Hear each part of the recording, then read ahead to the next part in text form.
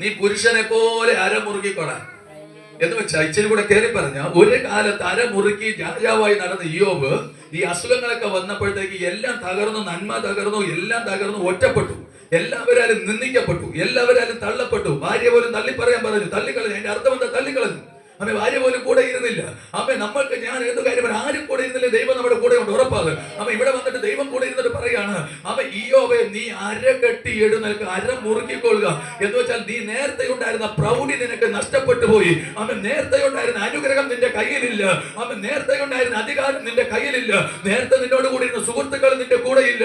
നേരത്തെ നിന്നെ ബഹുമാനിച്ചവർ നിന്റെ കൂടെയില്ല. നേരത്തെ നിന്നെ ആദരിച്ചവർ നിന്റെ കൂടെയില്ല. നേരത്തെ നിന്റെ അപ്പം വാങ്ങി തിന്നവർ നിന്റെ കൂടെയില്ല. അമ്മ ഇങ്ങനെയുള്ളവരെല്ലാവരും നിന്നെ വിട്ടു മാറി.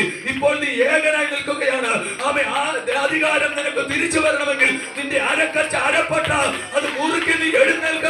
ഇയ്യോബേ നിന്നെ ഞാൻ പകരം തരാൻ പോകുകയാണ്. എല്ലാവരും തള്ളിയെടുത്ത് അവൻ മാനിക്കുന്ന ഒരു കർത്താവ്, എല്ലാവരും ഉപേക്ഷിച്ചെടുത്ത് മാനിക്കുന്ന ഒരു കർത്താവ്, വേണ്ടപ്പെട്ടവർ അകറ്റി നിർത്തിയെടുത്ത് മാനിക്കുന്ന ഒരു കർത്താവ്. അവൻ എല്ലാവരും കൂടെ ഇരുന്ന് ഭക്ഷണം കഴിച്ചപ്പോൾ ഇയ്യോബ് നല്ലതാന്ന് പറഞ്ഞു. എന്നാൽ ഇപ്പോൾ അവന് അസുഖം വന്നപ്പോൾ എല്ലാവരും ത്യജിച്ചു കളഞ്ഞു. എന്നാൽ അവിടെ വെച്ച് ദൈവം പറയാണ്, അവൻ ഇയ്യോബേ നിന്റെ അരക